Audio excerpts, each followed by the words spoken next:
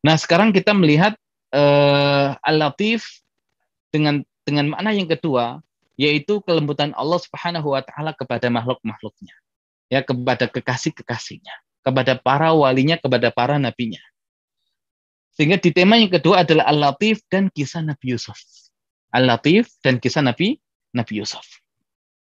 Setelah Nabi Yusuf nanti berkumpul dengan keluarga besar beliau, ya, ayah dan ibunda beliau datang ke Mesir, kemudian didudukkan di atas singgasana, kemudian saudara-saudaranya semua sujud kepada Nabi Yusuf, ya, yang disaksikan oleh ayah dan bunda beliau, ya. Kemudian Nabi Yusuf mengingat tentang kejadian masa lalunya, dan yang ada adalah kenikmatan demi kenikmatan, kebaikan-kebaikan yang Allah hadirkan untuk Nabi Yusuf, dan kemudian Nabi Yusuf menutup, ya, semua memori tentang ingatan beliau berkaitan dengan yang beliau alami dengan mengatakan inna rabbi latiful lima yasha innahu huwal alimul hakim.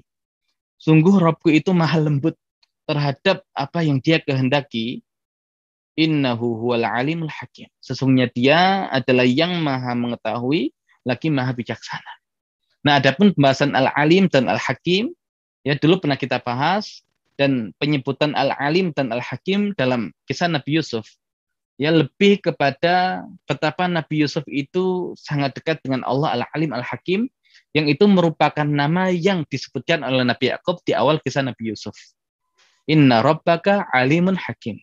Sesungguhnya Rabbmu itu Yusuf, alimun hakim, maha mengetahui lagi maha bijaksana. Nah, ini efek, ya, mengajarkan nama-nama Allah yang baik kepada anak-anak kita, dan nama Allah yang kemudian membekas di mereka apa, nah itu yang kemudian, ya, mereka jadikan sebagai pegangan dan sandaran dalam kehidupan mereka. Dan nama Al-Alim Al-Hakim ini yang dipegang oleh Nabi Yusuf. Tapi di awal Nabi Yusuf mengatakan inna rabbi latiful lima yasha. Dan ini adalah kemunculan nama Latif yang tidak digandeng dengan nama Allah Subhanahu wa taala Al-Khabir. Nah, kalau tadi dikatakan Allah Al-Latif itu adalah Allah Subhanahu wa taala yang memberikan kelembutan kepada para wali dan para hamba-hamba pilihannya. Salah satunya Nabi Yusuf alaihissalam, ya, dengan memudahkan untuk menuju surganya dan menjauhkan, ya, dari nerakanya. Ya, betapa kemudian Allah Subhanahu wa taala jaga Nabi Yusuf, ya, dari setiap perbuatan-perbuatan yang tercela. Ketika digoda oleh istrinya Al-Aziz, beliau sanggup, ya, selamat dari godaan itu. Ketika tinggal di penjara dengan narapidana, ya, beliau juga selamat, ya, dari keburukan mereka, yang ada malah beliau, ya, mendakwahi mereka dan keduanya akhirnya beriman. Bahkan ketika tinggal di negeri Mesir yang notabene penduduknya tidak beriman, ya, justru kemudian Nabi Yusuf dijaga oleh Allah Subhanahu wa taala, yang dengan penjagaan dan kelembutan Allah itu justru Nabi Yusuf yang sanggup, ya, memberikan kebaikan bagi penduduk Mesir.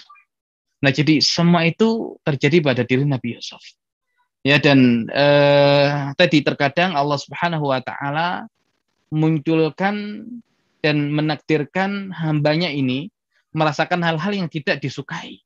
Walaupun di balik itu adalah hal-hal yang nantinya menjadikan hamba itu bahagia dan, ya, penuh sukacita.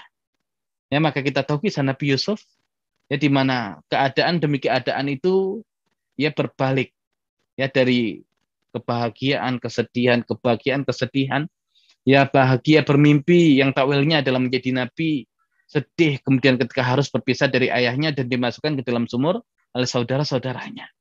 Dari kesedihan itu kemudian menjadi sebab Nabi Yusuf bisa tinggal di istana Al-Aziz, ya, belajar kepada Al-Aziz sehingga punya ilmu tentang tata kelola negara.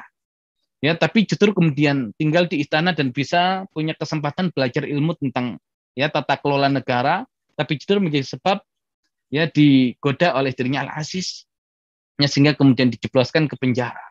Ya, saat yang tidak mengenakan, tapi justru dari penjara itu kemudian telahnya justru menjadi Al-Aziz yang dipercayakan kepada beliau oleh Raja Mesir untuk mengatur, ya, tentang apa yang berkaitan dengan pemerintahan di negeri Mesir.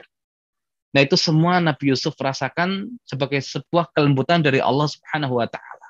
Jadi kalau Allah Al-Latif terhadap hambanya, ya, Allah Subhanahu wa taala pasti berikan kebaikan-kebaikan, walaupun terkadang saking lembutnya kebaikan Allah yang kadang dibalut dengan hal-hal yang tidak disukai, yang kemudian kita tidak sadar, tapi di balik itu ada kebaikan yang luar biasa.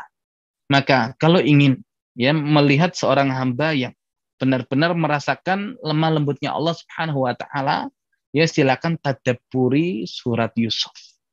Tadabburi surat Yusuf yang Allah Subhanahu wa taala mengatakan kisah Nabi Yusuf ini adalah ahsanul qasas. Nahnu naqussu 'alaika ahsanal qasas. Kami kisahkan kepadamu ahsanal qasas, kisah terbaik. Kisah terbaik. Dan muncul dalam kisah itu Allah Subhanahu wa taala Al-Latif. Sebuah kejadian demi kejadian yang luar biasa yang menunjukkan kelemah lembutan Allah Subhanahu wa taala. Itu kemunculan yang kedua.